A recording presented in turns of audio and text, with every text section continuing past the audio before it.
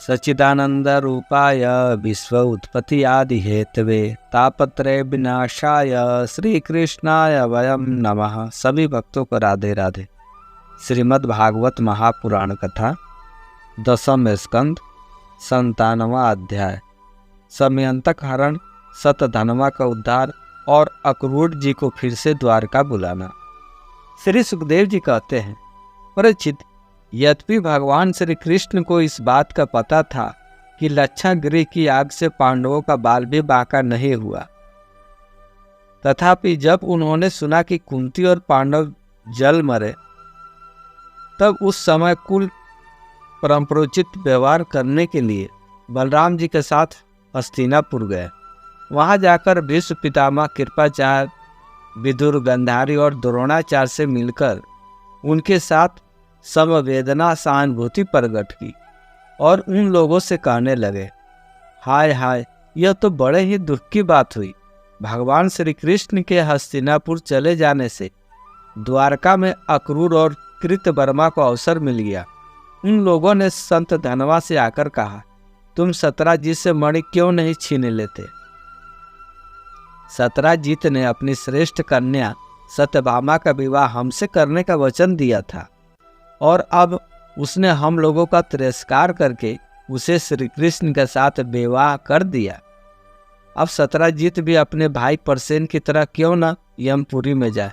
सत्यधनवा पापी था और अब तो उसकी मृत्यु भी उसके सिर पर नाच रही थी। अक्रूर और कृतवर्मा के इस प्रकार बहकाने पर सत्यधनवा उनकी बातों में आ गया और उस महादुष्ट ने लोभवश सोए हुए सत्राजीत को मार डाला। इस समय स्त्रियां अनाथ के समान रोने और चिल्लाने लगी, परंतु सत्यधनवा ने उनकी ओर तनिक भी ध्यान न दिया। जैसे कसाई पशुओं की हत्या कर डालता है, वैसे वह सत्राजीत को मारकर और मणि लेकर वहां से भाग गया।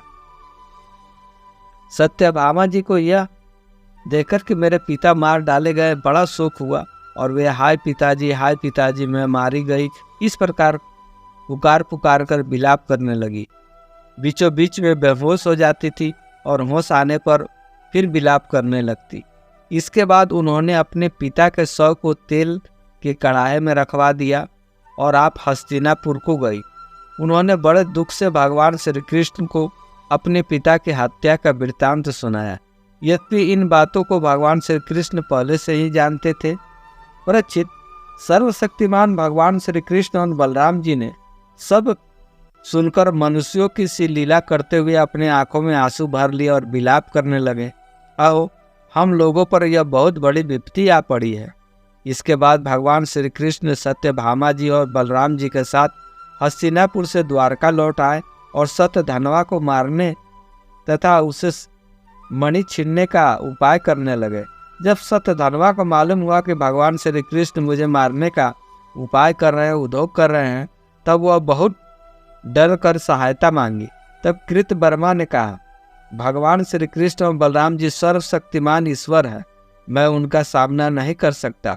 भला ऐसा कौन है जो उनके साथ बैर बांधकर इस लोक और परलोक में सकुशल रह सके? तुम जानते हो कि कंस उन्हीं से द्वेष करने के कारण राज्य लक्ष्मी को खो बैठा और अपने अनुयायियों के साथ मारा गया।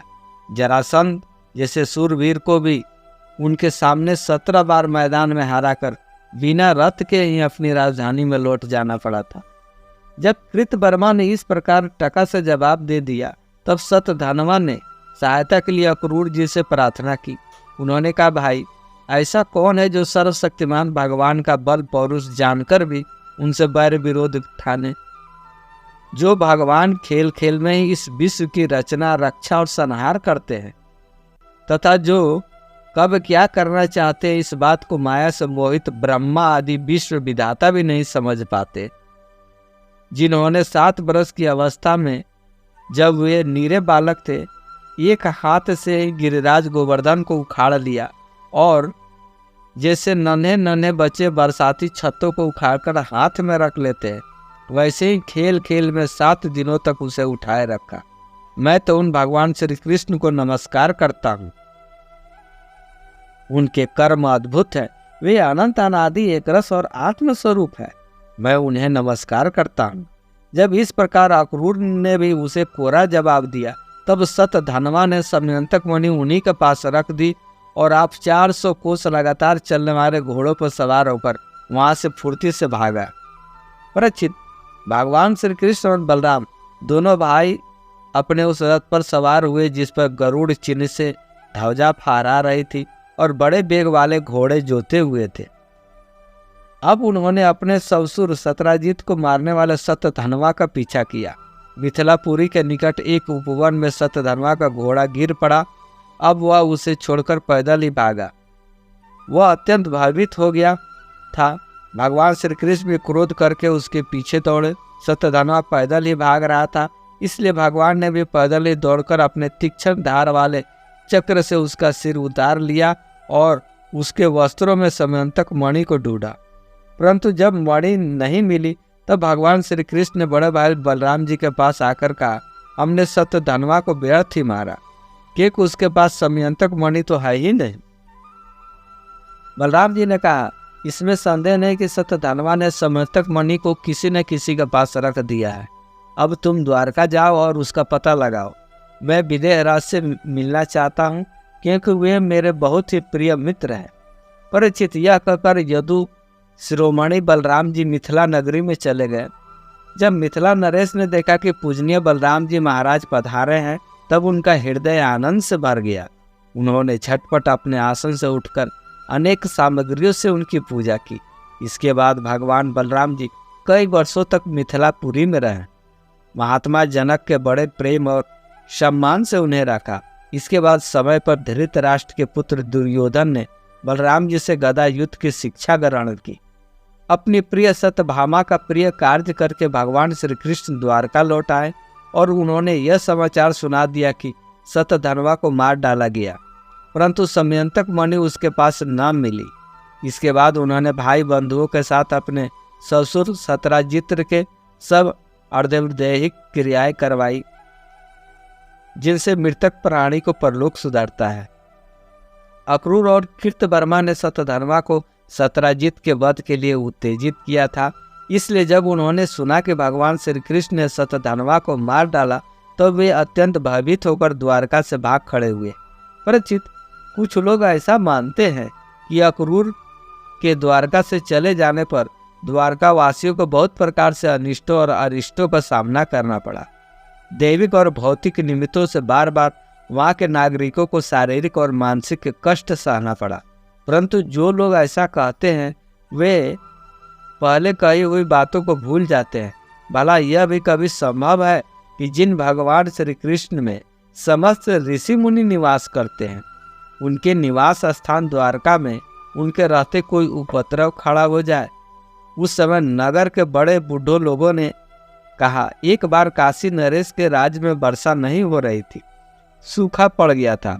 तब उन्होंने अपने राज्य में आए हुए अक्रूर के पिता सफलक को अपनी पुत्री गाददनी को ब्याह दी।